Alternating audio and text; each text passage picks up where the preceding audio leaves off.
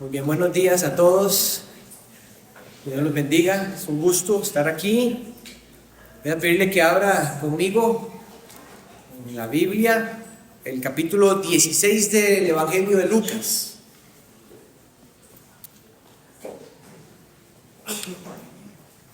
El Evangelio, capítulo 16 de Lucas.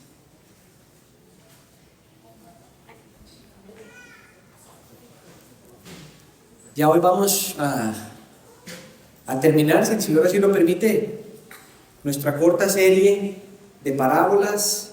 Esta es la última parábola que vamos a ver.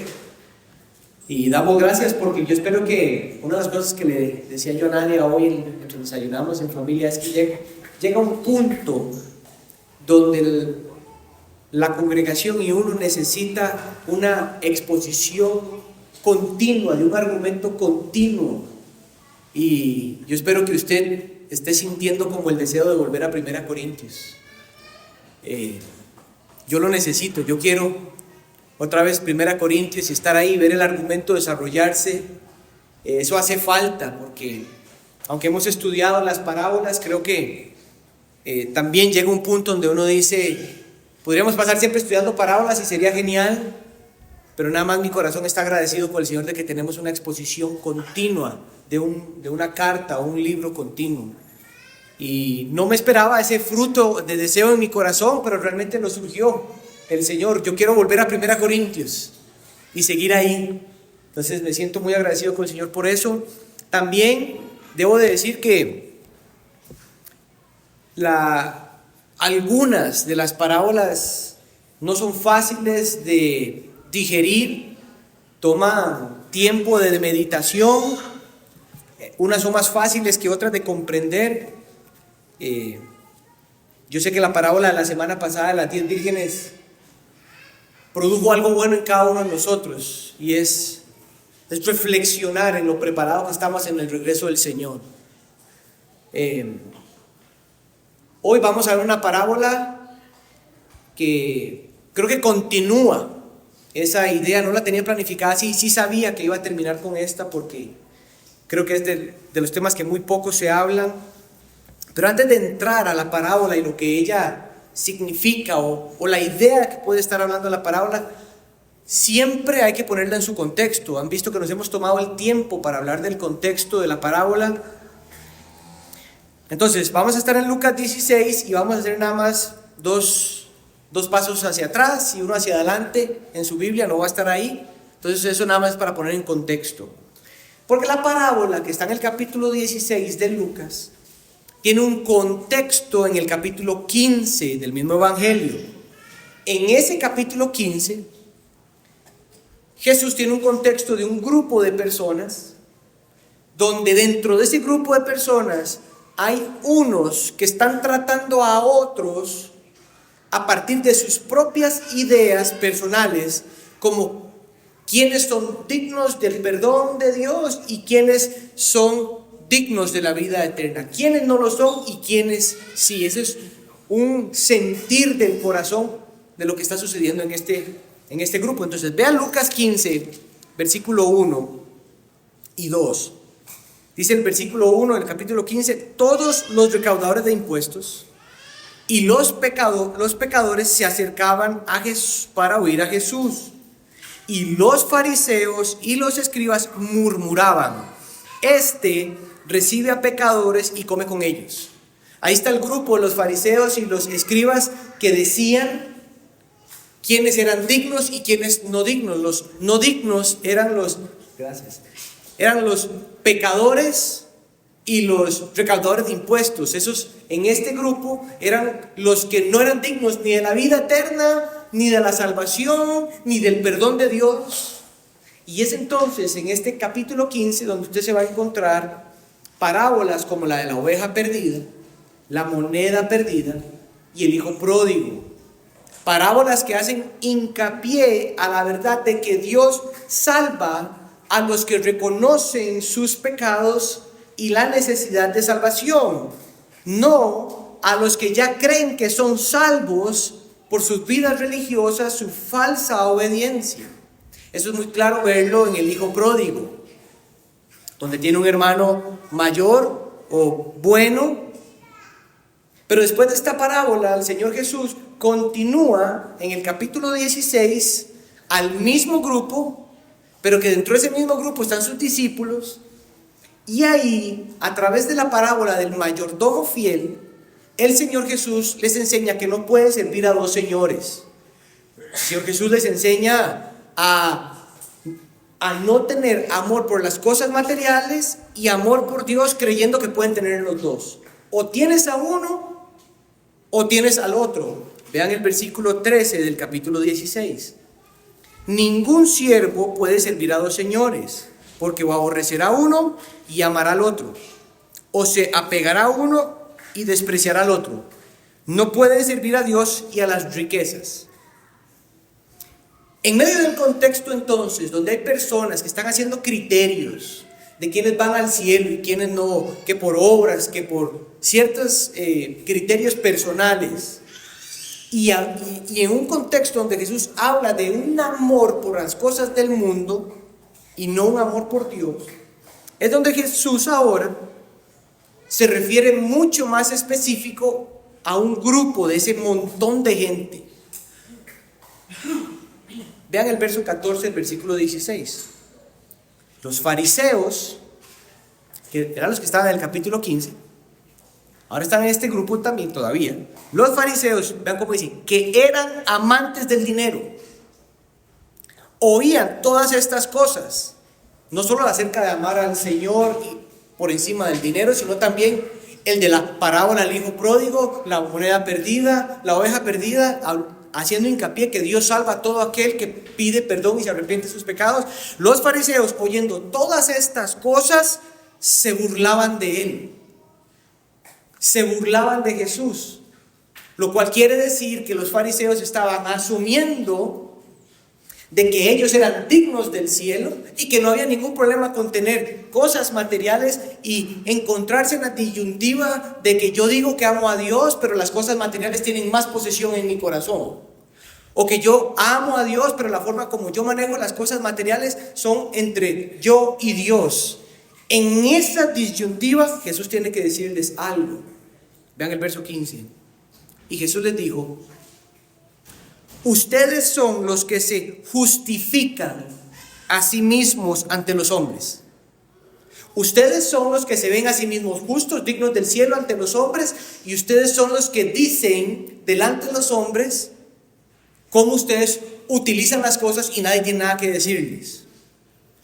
Pero Dios conoce sus corazones, porque lo que entre los hombres es de alta estima, abominable o condenatorio es delante de Dios. El punto es que Jesús le está diciendo a los fariseos que esa suposición que ellos tienen de que ganaban o tenían o podrían obtener méritos por medio de la ley para estar con Dios y en la eternidad eran una ilusión condenatoria.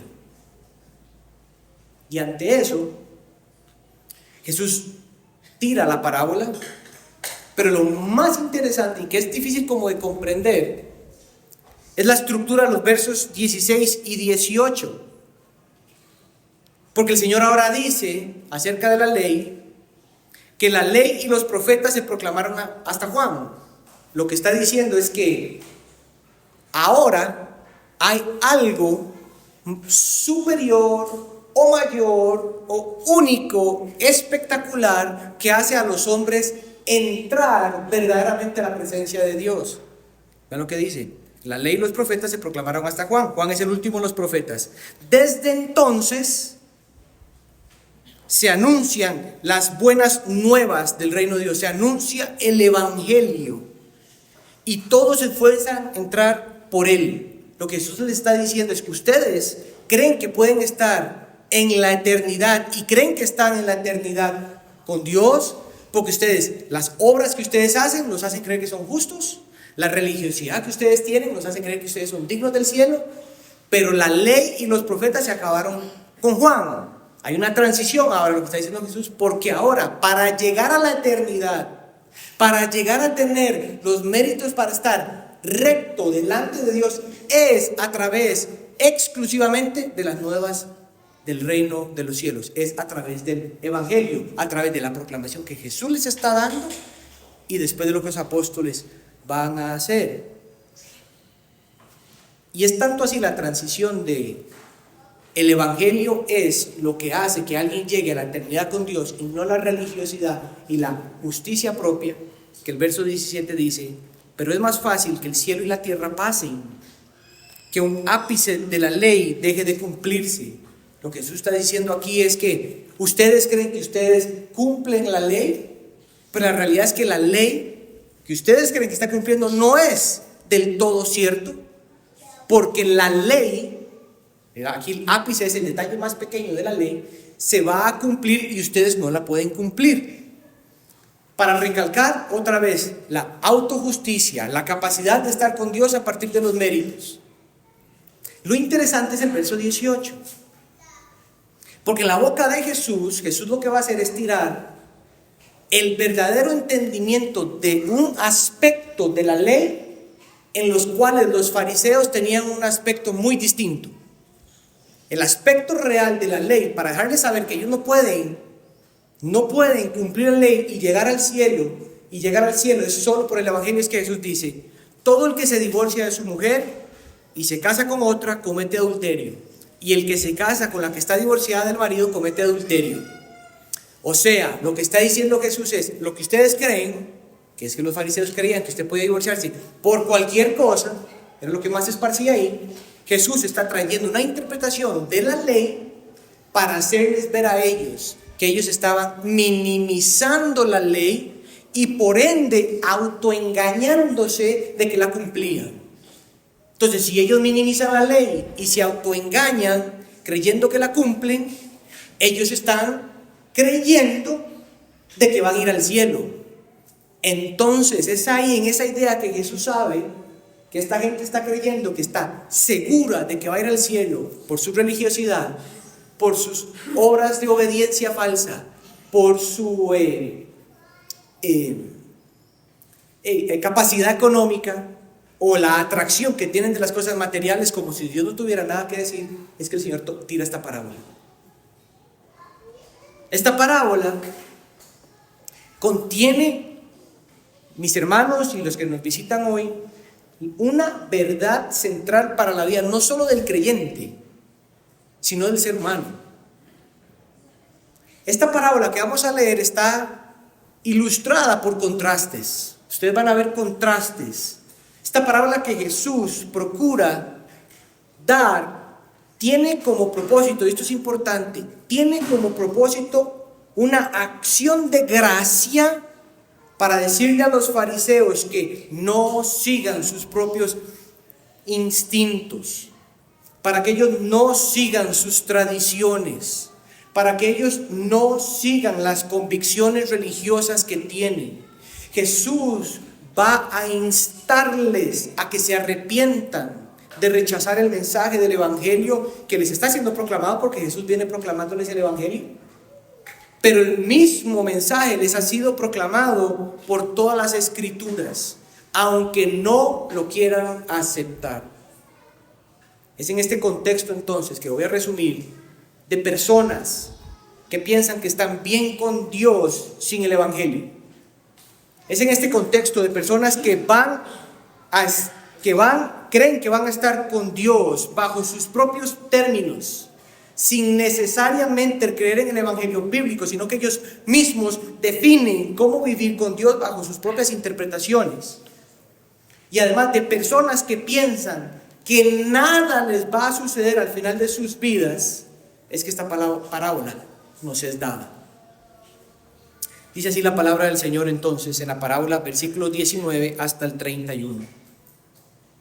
Había cierto hombre rico que se vestía de púrpura y lino fino, celebrando cada día fiestas con esplendidez, y un pobre llamado Lázaro que se tiraba en el suelo a su puerta cubierto de llagas. Ansiaba saciarse las migajas que caían de la mesa del rico. Además, hasta los perros venían y le lamían las llagas. Sucedió que murió el pobre y fue llevado por los ángeles al seno de Abraham, y murió también el rico y fue sepultado. En el Hades, el rico alzó sus ojos, estando en tormentos, y vio a Abraham a lo lejos y a Lázaro en su seno, y gritando, dijo: Padre Abraham, ten misericordia de mí, y envía a Lázaro para que moje la punta de su dedo en agua y refresque mi lengua, pues estoy en agonía en esta llama. Pero Abraham le dijo: Hijo, recuerda que durante tu vida recibiste tus bienes, y Lázaro igualmente males, pero ahora él es consolado aquí y tú estás en agonía. Además de todo esto, hay un gran abismo puesto entre nosotros y ustedes, de modo que los que quieran pasar de aquí a ustedes no pueden, y tampoco nadie puede cruzar de allá a nosotros. Entonces el rico le dijo: Te ruego, padre, entonces que lo envíes a la casa de mi padre, pues tengo 5 hermanos, de modo que él los prevenga, para que ellos no vengan también a este lugar de tormento. Pero Abraham les dijo: Ellos tienen a Moisés y a los profetas, que los oigan a ellos. Y el rico le contestó: No, padre, sino que si alguien va a ellos de entre los muertos, se arrepentirán.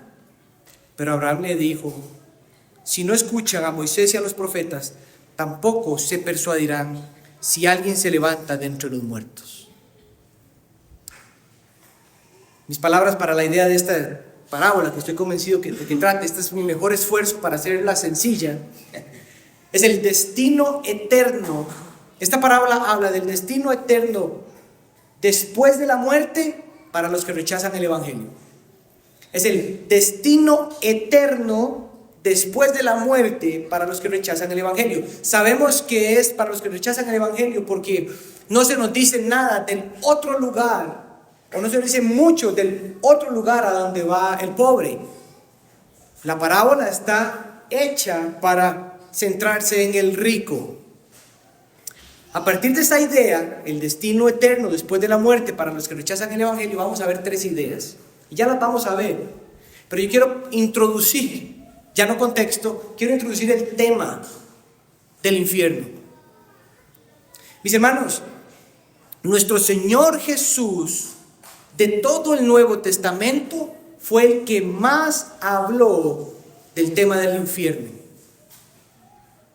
En su ministerio habló muchísimo acerca del infierno. El infierno en el Nuevo Testamento es descrito de muchas maneras. Voy a describir algunas. Una de esas descripciones es descrito como un gusano que nunca muere y fuego que nunca se apaga, en Marcos capítulo 9, versículo 43-48. Es descrito como un castigo eterno, en Mateo 25, 41. Es descrito como un horno de fuego, en Mateo 13, 42. Es descrito como tinieblas de afuera, en Mateo 22, 13. Es descrito como perdición, en Mateo 7, 13. Es descrito como un lugar de tormentos, Lucas 16, 28. Ese es solo Jesús, las veces que ha mencionado el infierno. Pero también, por otros autores, es descrito como oscuridad de las tinieblas, en Judas, versículo 13. Prisiones de oscuridad, Pedro en su segunda carta, capítulo 2, versículo 4. Encarcelados, primera de Pedro 3, 19. Pozo del abismo en Apocalipsis 9:1. Y uno de los más aterradores para mí es en 2 Tesalonicenses 1:19, que dice: castigo de eterna destrucción, excluidos de la presencia del Señor. Ahora, es importante mencionar, sumamente importante mencionar, que nuestro Señor Jesús, cuando estaba hablando estas palabras, no está pretendiendo divertir a nadie, ni tener algún tipo de perverso regocijo en la descripción del lugar a donde van todos aquellos que rechazan el Evangelio, y al lugar a donde van a ir a todos aquellos que creen que tienen la salvación de Dios, pero viven muy lejos de ella. El Señor Jesús no tiene ni una broma ni un regocijo. Iglesia, pensar en el infierno no es lindo. El verdadero creyente no lo niega, pero no puede disfrutarlo ni por un segundo. Con solo el hecho de pensar de que habrán personas que terminarán, miles de que terminarán en este lugar, no es ni divertido ni lindo. Más bien Jesús, yo creo que lo enseña por la urgencia y compasión que tiene delante de los fariseos en ese momento y de todos aquellos que lo están escuchando. Pero a la misma vez, el Señor Jesús sabía que hablar del infierno no era sencillo. En los tiempos de Jesús había también no era común, era malentendido y hasta negado. El Señor Jesús múltiples veces escuchó hablar del infierno de varias maneras acerca de lo que le preguntaban a él. Pero alguien describió la perspectiva de por qué muchas veces el infierno no es algo del cual se habla en las iglesias o en la vida misma de los creyentes. Algunos que dicen ser creyentes ven el tema del infierno como algo vergonzoso, porque quieren que el evangelio se adapte a las dogmas modernas de buena voluntad universal y una tolerancia de mente abierta. Entonces hablar del infierno es vergonzoso porque nos hace como retrógrados, nos hace como no abiertos al mundo. Otros que dicen ser creyentes ven el tema del infierno como inconveniente, porque no es lindo ni bueno para la gente de afuera de la iglesia escuchar del infierno. Otros piensan que el tema es irritante, porque desean un evangelio y una vida con Dios que haga que las personas se sientan bien con ellas mismas. Y para otros hablar del tema del infierno es una ofensa, porque a estos les parece poco la justicia divina y en realidad no temen a Dios, pero la verdad en ellos es que ellos quieren mantener cierta apariencia de piedad de todos modos. Mis hermanos, esta parábola es una parábola que nos llama a entender que todos vamos a morir y que cuando eso suceda, unos y otros irán a dos lugares muy distintos, a un lugar de descanso y gozo y a un lugar infernal. Y al primero llegarás no por tus obras, ni por tus buenas intenciones, ni por tu buena voluntad, ni porque fuiste hijo de pastor, ni porque dices que naciste en la cuna del evangelio.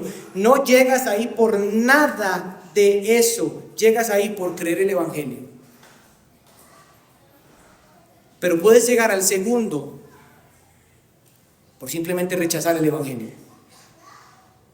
Y como dijo un pastor, mi deseo es que Jesús mismo te lleve a las puertas del infierno hoy, para que veas lo que es estar ahí, para que sientas lo que significa estar en ese lugar y para que te asegures de que ese no va a ser tu destino final y eterno.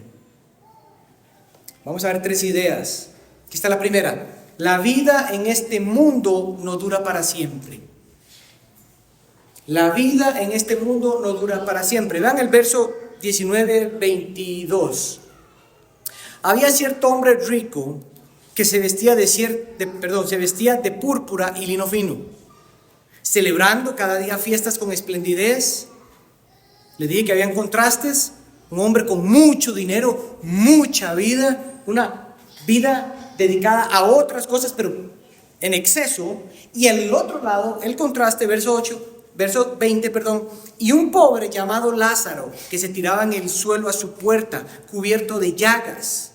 Ansiaba saciarse de las migajas que caían de la mesa del rico. Además, hasta los perros venían y le lamían las llagas. Son 2 contrastes distintos, muy marcados. Verso 22, sucedió que murió el pobre y fue llevado por los ángeles al seno de Abraham, y murió también el rico y fue sepultado. La vida en este mundo, mi hermano, no dura para siempre.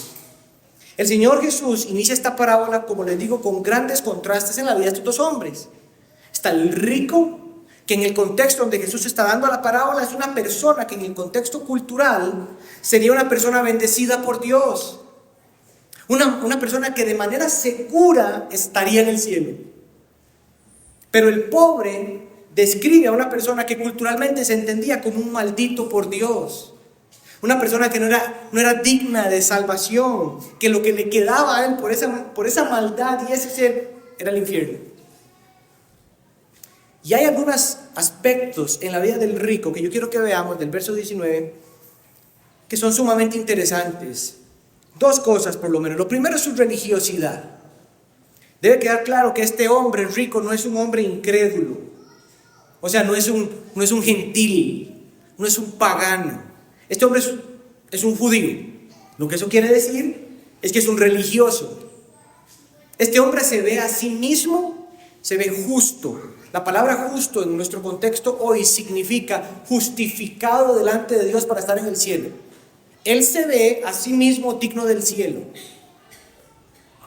Los demás lo ven a él digno de Dios. Los demás y él mismo se ve bendecido por Dios y digno del cielo. Este es un hombre que interpreta la vida que tiene y él cree que la vida que tiene y lo que hace con la vida que le ha sido dada, él cree que en sus propios términos es agradable a Dios, que él honra a Dios y que él vive para Dios. Eso es lo primero. Así que lo segundo que hay que ver es ese asunto de su vida, porque nos habla de que tiene vestimentas caras, pero nos habla también que pasa haciendo despilfarro de las cosas y de la vida, haciendo fiestas continuas. Eso no está ahí por cualquier cosa. Eso no es la descripción de un hombre que disfruta las bendiciones y un paseo. No, eso no es. Este es un hombre que vive para sí mismo.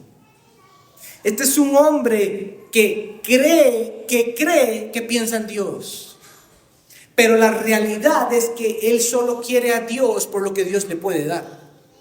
Interesantemente lo tiene. Este hombre cree que por las cosas que tiene a Dios y tiene la vida eterna. Este hombre se olvidó del Salmo 73, donde el salmista testifica que los impíos muchas veces son bendecidos por Dios. Pero lo que eso significa es que aunque sea así, no son dignos de Dios, no tienen a Dios, aun cuando las cosas que tienen, innegablemente Dios se las ha dado. Pero aquí hay un ejemplo de que por lo que usted tiene no significa que usted tenga a Dios. ¿Ok? Este es un ejemplo claro de que la prosperidad no es símbolo de eternidad. Este hombre es el ejemplo de las personas que dicen que conocen a Dios, pero sus vidas no tienen fruto de la gracia de Dios. Este hombre nunca va a decir en público que él no ama a Dios, pero sus pensamientos y sus deseos, por cómo vive y lo que hace y cómo piensa y cómo utiliza todo, demuestra que las cosas materiales es lo que domina en su corazón. Y está pensando solo en el día siguiente cuando Dios le va a bendecir. También describe el tipo de personas que piensan que este mundo, al final, es el fin en sí mismo. Personas que de alguna manera se olvidan que van a morir. Pero también son personas que creen que si mueren por lo que tienen y como han vivido creyendo que honran a Dios, van a estar con Dios. Eso es aterrador. Pero por el otro lado está el pobre, que se nos marca con un gran contraste, un hombre enfermo, con llacas, que un hombre que, dice Jesús, deseaba con solo que cayeran migajas de la mesa del rico. Eso no es que el hombre está metido en el palacio, que el hombre está afuera esperando a ver. Esa es la ilustración de los contrastes.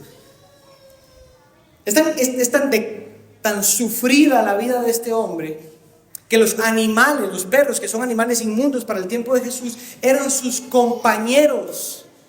Ni siquiera las personas creadas a la imagen de Dios tenían compasión por este hombre. Solo los animales. La idea aquí es la miseria de ese hombre, para marcar grandes contrastes, un hombre con todo y un hombre con nada. El pobre es la idea de la persona que muchas veces parecieran como desdichados. Ellos mismos se ven preguntándose, ¿por qué me tocó a mí esta vida? ¿O será siempre de esta manera mi vida? ¿Sí será siempre?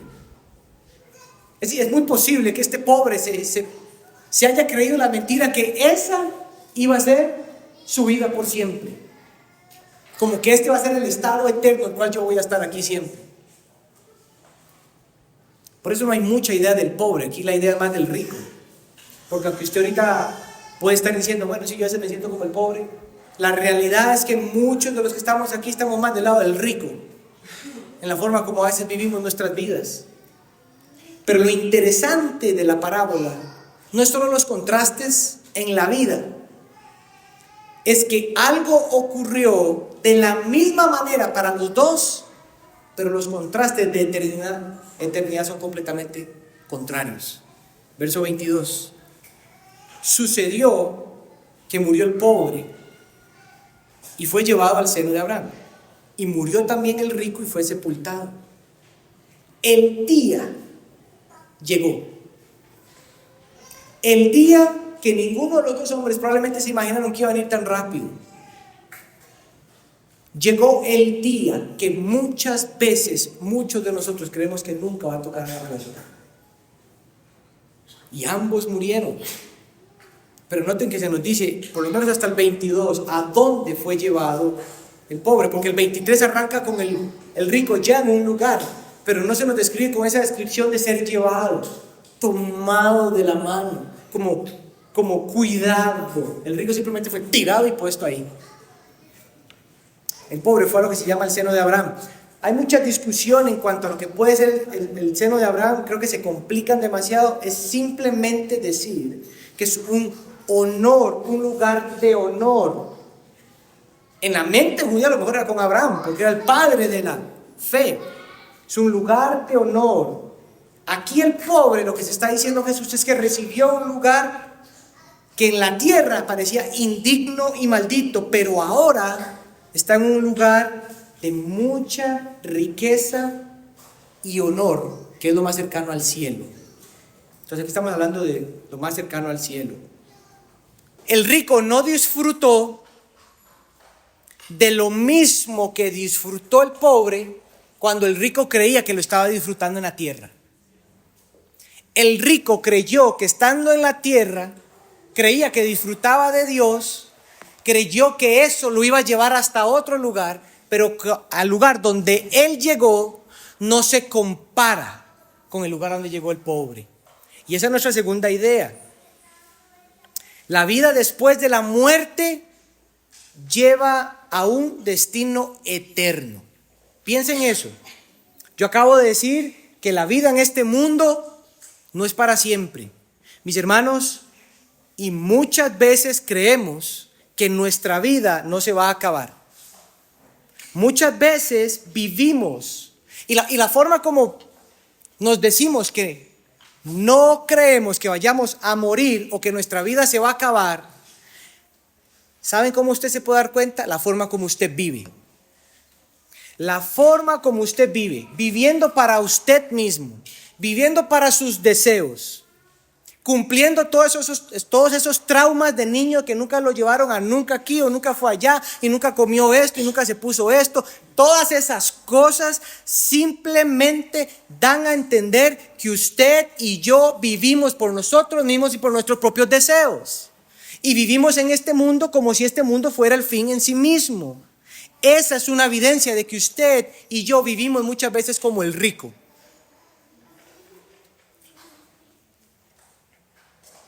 Juegas con el pecado, eres dominado por las cosas materiales, respiras el aire mundano del estatus y las apariencias. Tu vida espiritual está completamente muerta, pero usted se dice a sí mismo que no está tan mal. Sabes que pasas más tiempo en cosas del mundo que buscando al Señor, su voluntad, su gracia para luchar contra el pecado, un arrepentimiento de tus pecados, pedir perdón y vivir para su gloria. Mis hermanos, eso es vivir como el rico. Es vivir engañado, no de que está mal, porque el engaño no es de ese lado. El engaño es que sigas creyendo que eso está bien. Y cuando mueras, te engañas a ti mismo creyendo que vas a llegar a la eternidad con Dios. La vida después de la muerte lleva un destino eterno. Vean los versos del 23 al 26. En el Hades, el rico alzó sus ojos. Estando en tormentos, vio a Abraham a lo lejos. Noten eso, a lo lejos y en tormentos. Y vio a Lázaro en su seno. Esa es la descripción de consuelo, de disfrute. Y gritando, el rico le dijo: Padre Abraham, ten misericordia de mí y envía a Lázaro. El hombre dando órdenes. Envía a Lázaro, noten esto, para que moje la punta de su dedo en agua y refresque mi lengua, pues estoy en agonía en esta llama. Eso me parece impresionante. Verso 25, pero Abraham le dijo: Hijo, recuerda que durante tu vida recibiste tus bienes y Lázaro sus males. Pero ahora, ese es importante, pero ahora él es consolado aquí y tú estás en agonía.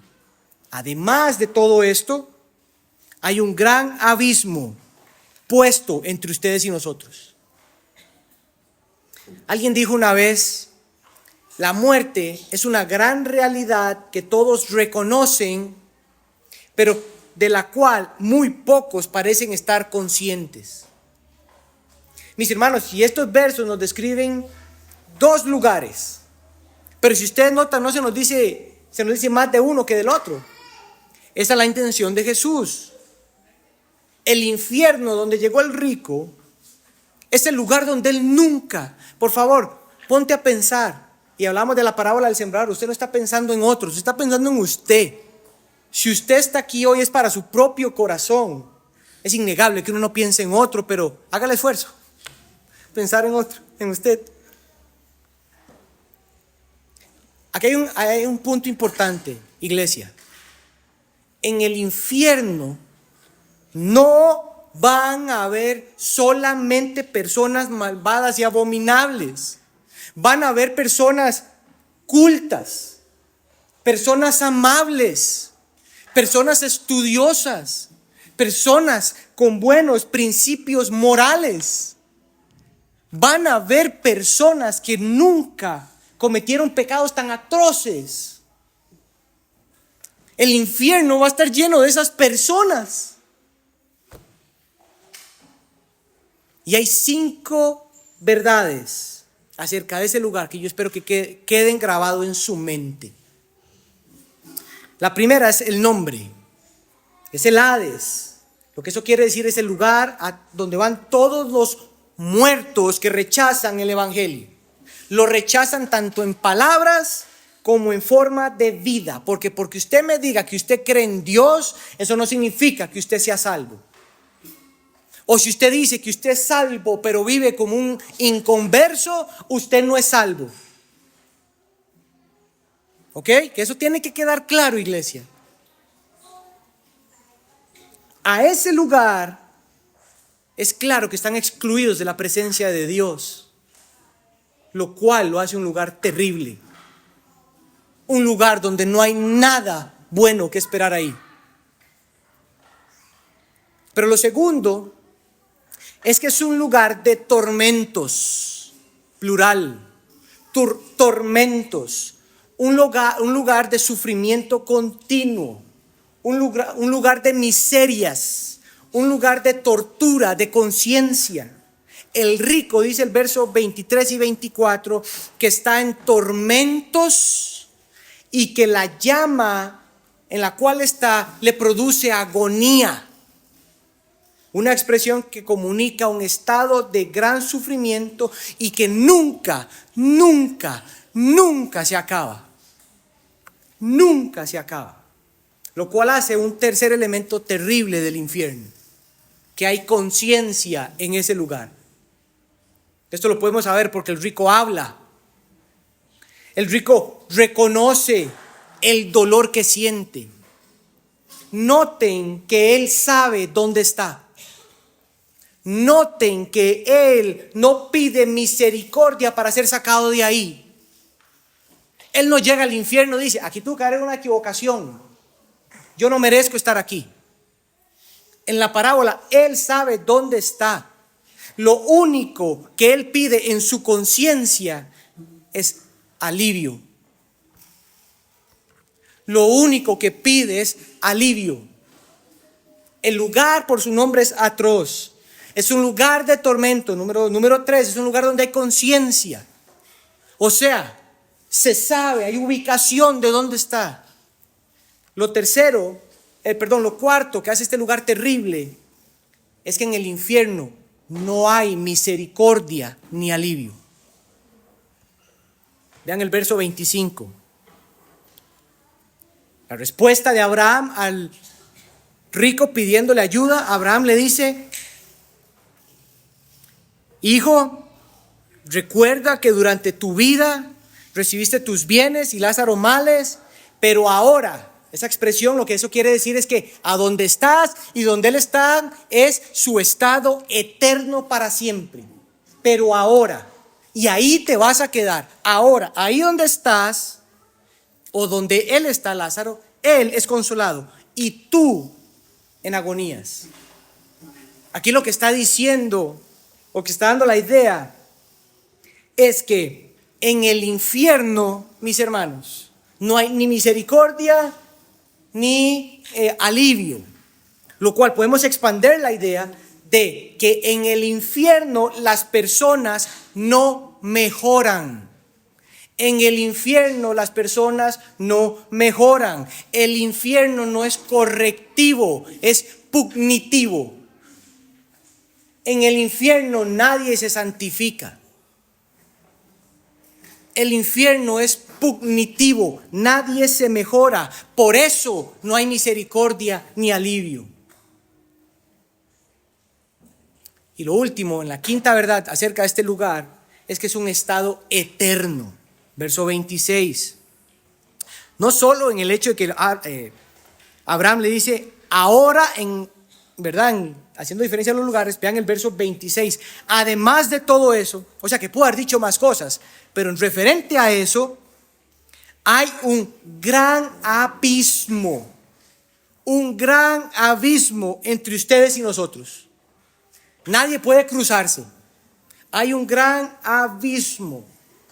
Lo que eso quiere decirnos es que cuando el rico llegó a ese lugar, durará ahí lo mismo que durará el justo en la presencia del Señor, una eternidad. En el infierno se dura exactamente lo que dura el justo en la presencia del Señor, eternamente.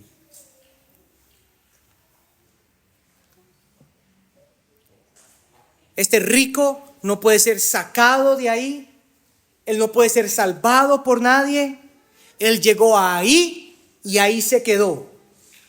Ahora, el punto importante aquí, tal vez ustedes lo notan, yo lo pensé cuando vi el texto, no solo es fácilmente demostrable que el purgatorio no existe, lo cual es aún más interesante porque no me voy a enfocar en eso, me voy a enfocar en la idea de que gente cree que puede hablar con los muertos o que los muertos pueden hablar con los vivos. La palabra sima aquí, que la Biblia de las Américas la traduce como un gran abismo, indica una distancia de proporciones cósmicas. Eso descarta la idea de que pudiera atravesarse literalmente para ver personas, reconocerlas y tener una conversación con ellas. La vida en el infierno será marcada por tormento del alma eternamente y nunca habrá alivio. Y lo interesante es que solo tenemos en esta parábola algo acerca del cielo y es lo que el consuelo que el pobre experimenta. La palabra consuelo que él está experimentando es gozo, paz, quietud, deleite, disfrute. ¿Saben, mis hermanos? El pobre ahora es verdaderamente el rico. Eso es ser rico verdaderamente. No ser rico aquí. ¿Qué importa si somos pobres en esta tierra, pero tenemos la seguridad de ser ricos en el cielo? Ahí está la casa que quisiste. Mis hermanos, este no es un lugar de disfrute para nadie. Recuerden, el Señor Jesús está hablando esta parábola para que los fariseos y los que son como ellos se arrepientan de su religiosidad, se arrepientan de su justicia propia, se arrepientan de hacer obras creyendo que esas obras que son muertas los van a salvar, para que no vayan al infierno. Iglesia, esta vida en el mundo de los vivientes es pasajera. Y yo quiero pedirte que medites en tu corazón y en tu conciencia. Si eres un hijo de Dios por la fe y la gracia en el sacrificio expiatorio de Cristo Jesús, y si has creído en ese evangelio, de este lugar el Señor te libró. Él te libró de este lugar. Lo hizo por su vida perfecta, su sacrificio perfecto y su resurrección gloriosa. Que tu corazón sea movido a gratitud y alabanza, a temor del Señor y a perseverancia, pero también y sobre todo a compasión por los que no creen, a compasión por los que rechazan el evangelio, a compasión por los que todavía no han oído el evangelio y a compasión para todos aquellos que te van a decir que creen, pero sus vidas, sus pensamientos, acciones y deseos es completamente lo contrario. Pero la parábola no termina ahí. Es interesante que en medio de su angustia y tormento, el rico hace una plegaria. Una plegaria muy conveniente.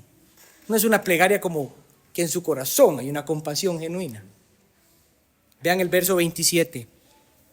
Entonces él, el rico, lo que muchos entienden es que aquí el hombre se dio cuenta ahora que ya no iba a salir de ahí. Y su petición ahora se vuelve para los suyos. Entonces él le dice, te ruego, Padre. Noten que él le dice Padre Abraham. La expresión que Jesús usa de Padre Abraham es porque los que están escuchando creen que son hijos de Abraham por simplemente ser judíos. Entonces la expresión aquí es para reforzar la idea de que el rico es alguien que cree que es lo que realmente no es. Está ahí y la petición es, te ruego que lo envíes a la casa de mi padre, pues tengo 5 hermanos, de modo que él los prevenga para que ellos no vengan también a este lugar de tormento. Eso me parece impresionante. Verso 29, pero Abraham le dice, ellos tienen a Moisés y a los profetas, escúchenlos a ellos. Y el hombre está tan engañado que él dice, no, Padre Abraham, no, así no es la cosa, sino que si alguien va a ellos de entre los muertos, ellos se arrepienten, ellos van a creer. Pero Abraham le dice, si no escuchan a Moisés y a los profetas, tampoco se persuadirán, o sea, van a creer si alguien se levanta entre los muertos. Para los miembros de Iglesia de la Gracia estoy seguro que ya entendieron el texto. No es nada del otro mundo, pero aquí está la idea que yo quiero resaltar. La vida en la presencia de Dios solo viene por creer el evangelio. En cierta manera es lo que esos textos nos están diciendo. Cuando el rico se da cuenta que ya no va a salir del infierno, suplica a Abraham que envíe a Lázaro a su casa, al padre, donde hay 5 hermanos. Él está asumiendo, y podemos asumir que en la parábola esos hombres reconocerían a Lázaro, que era el que estaba afuera. lo que nos quiere decir también es que probablemente murieron al mismo tiempo. El punto es que el rico sabe que sus hermanos están en la misma desobediencia e incredulidad de él, y él no quiere que lleguen ahí. Lo interesante es la forma, la mentira que este hombre tiene, que cree que los puede salvar.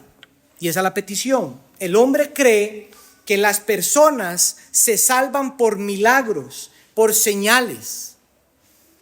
Cuando le dice a Abraham, envíalo, para que cuando ellos lo vean, ellos se persuadan y crean, se arrepientan.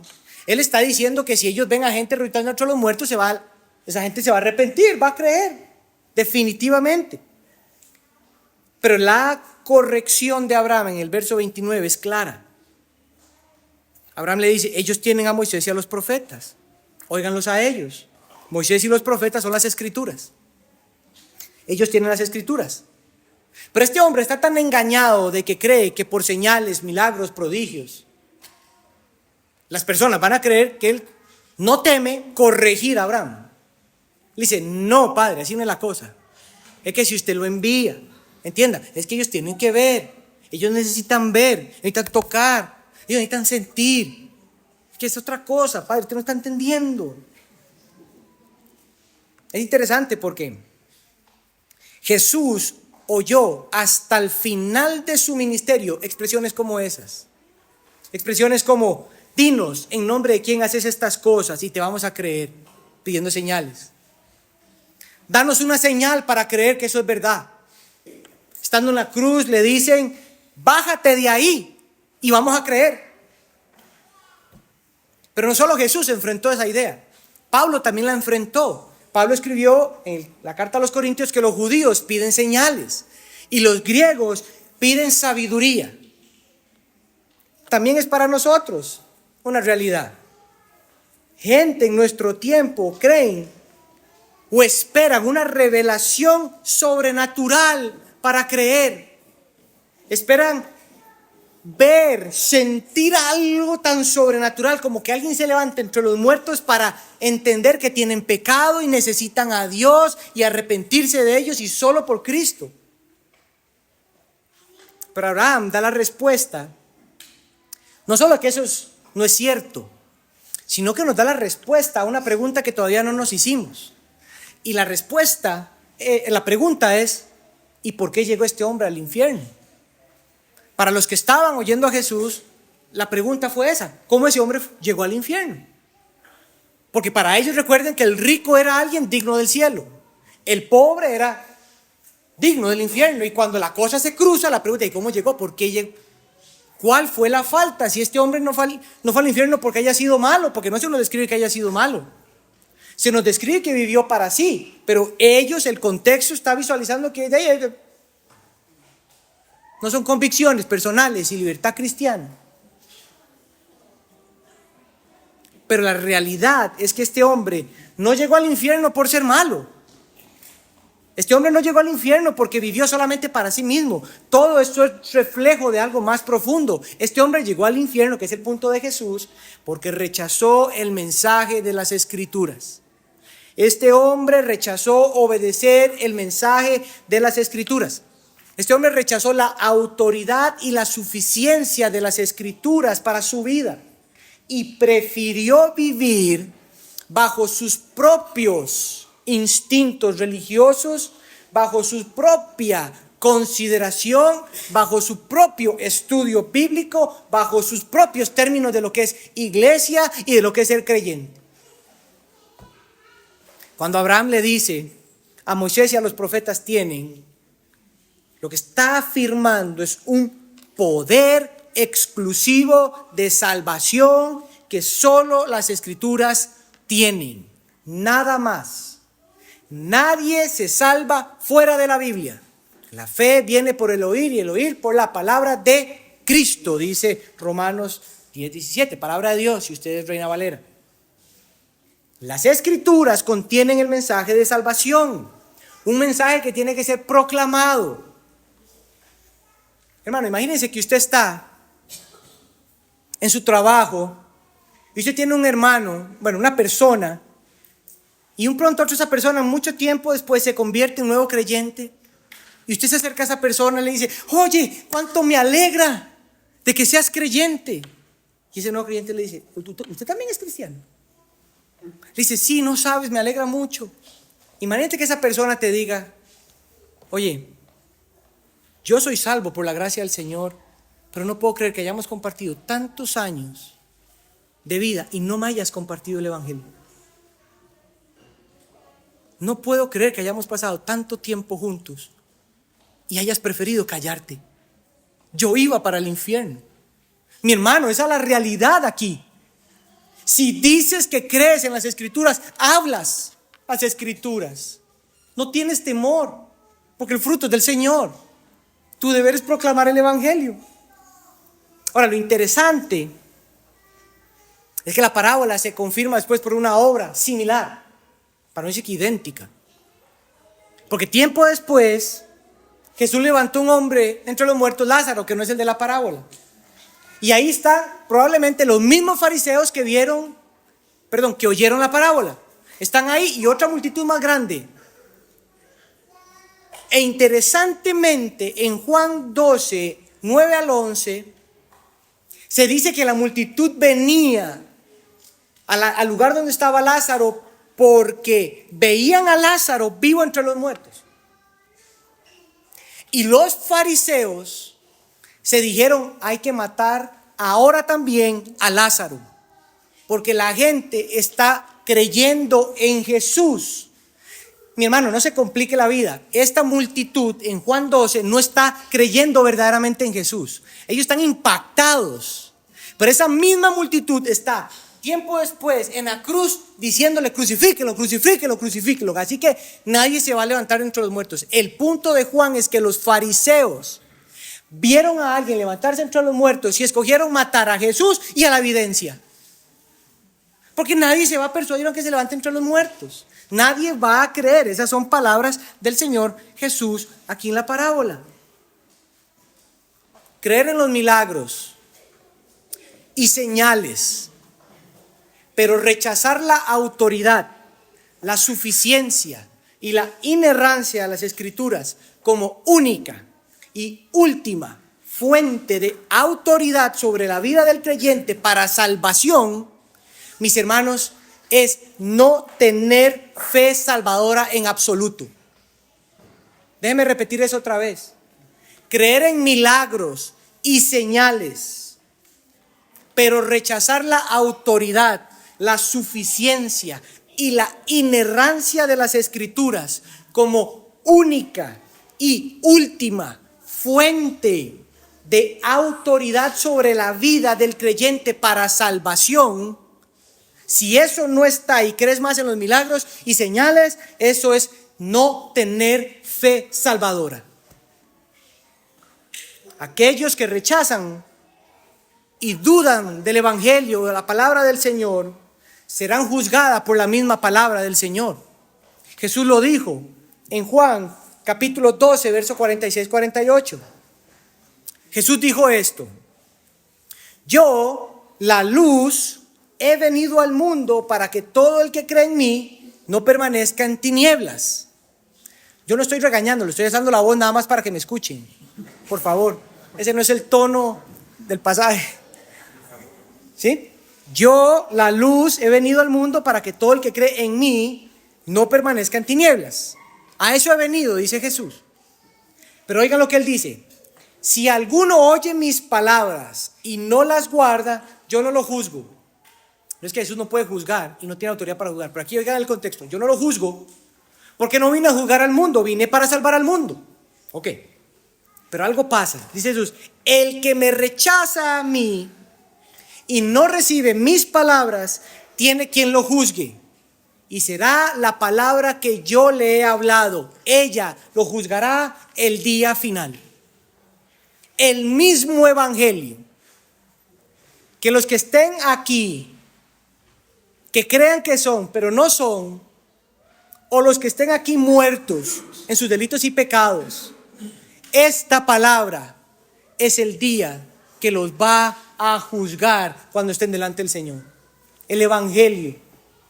Por eso hay que proclamarlo. Por eso es que es el rechazo al Evangelio.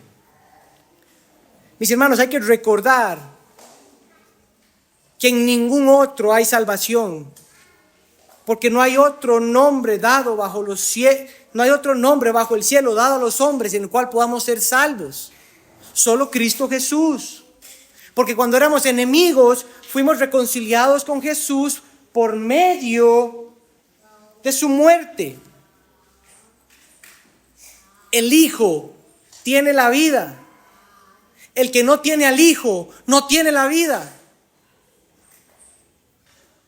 Cristo vino al mundo para salvar a los pecadores, entre los cuales muchos de nosotros fuimos los primeros. Cristo murió por los pecados una sola vez, el justo por los injustos, para llevarnos a Dios. Yo soy el camino, la verdad y la vida. Nadie viene al Padre si no es por mí, dijo nuestro Señor Jesús.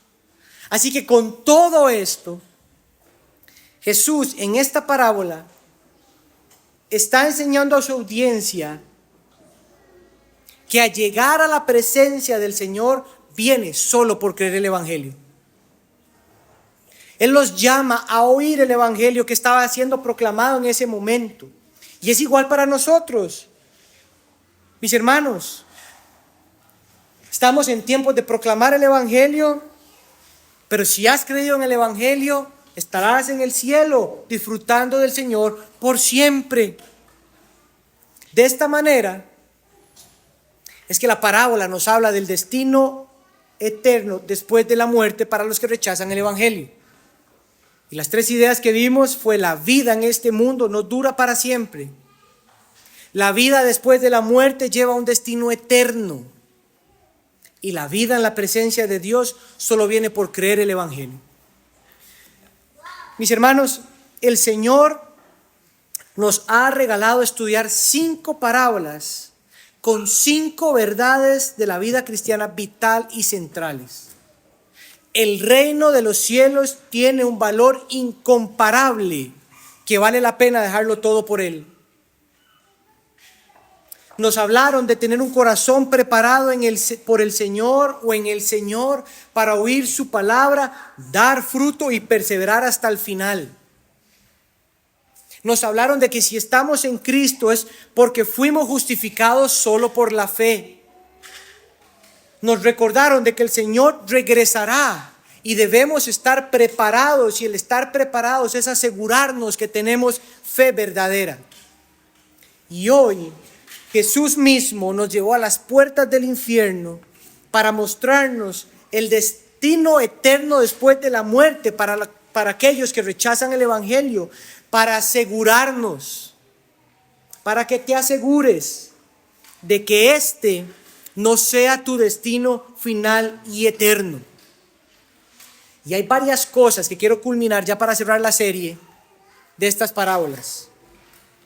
Estas parábolas nos hacen, todas las que vimos, yo espero que nos hagan pensar en todos aquellos que no han oído el Evangelio.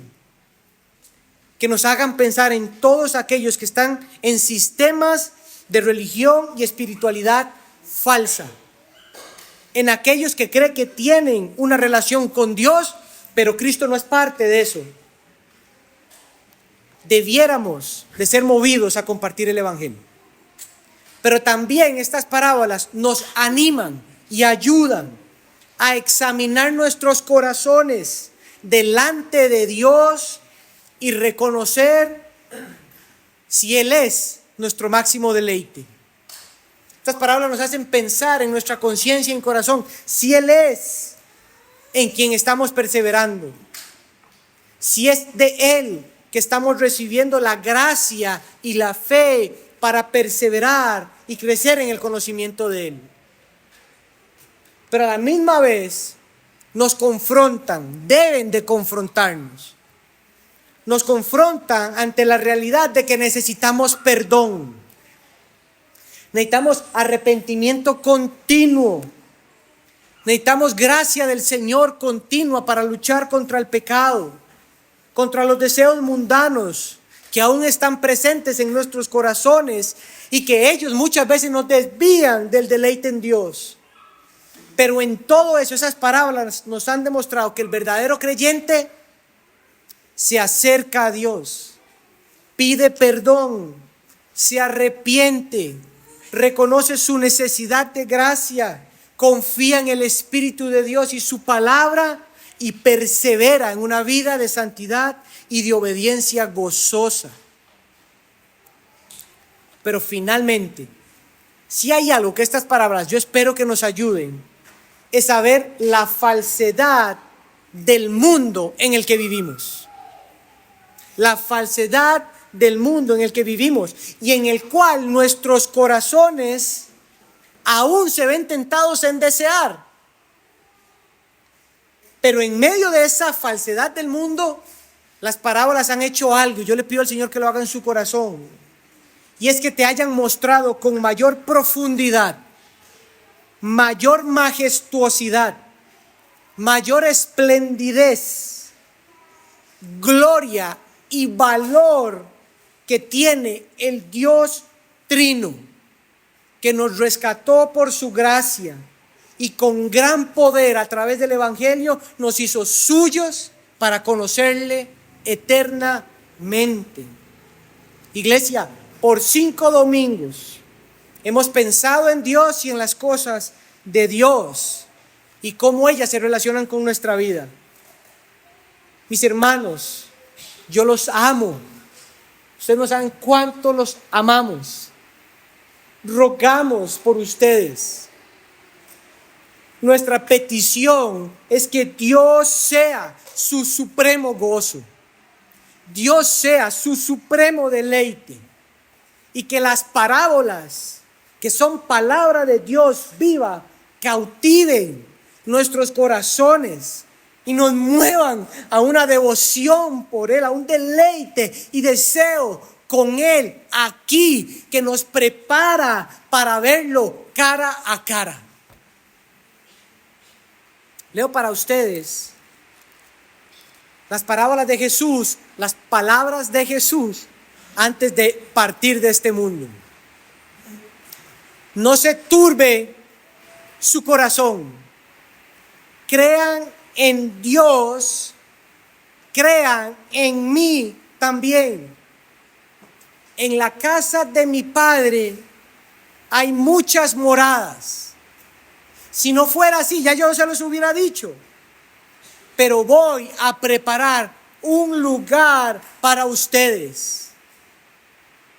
Y si me voy y les preparo un lugar, yo vendré otra vez y los tomaré a donde yo estoy, para que ustedes estén ahí conmigo. Mis hermanos, esa es una certeza. Hay que compartirla. Él es digno. Él es digno de alabanza. Vamos a orar. Señor, gracias. Yo te pido que nos des fortaleza en nuestros corazones para creer y con tu espíritu a tus hijos los afirmes de la garantía eterna que tienen. Te pido para que salves a aquellos que no te conocen. Queremos estar contigo, queremos darte gracias porque eres digno y estaremos un día contigo en una ciudad de Dios donde no estaremos nunca más por causa del pecado experimentando lo terrible que es estar lejos de ti, porque estaremos contigo. Gracias por rescatarnos, Señor. Bendecimos tu nombre en Cristo Jesús. Amén y amén.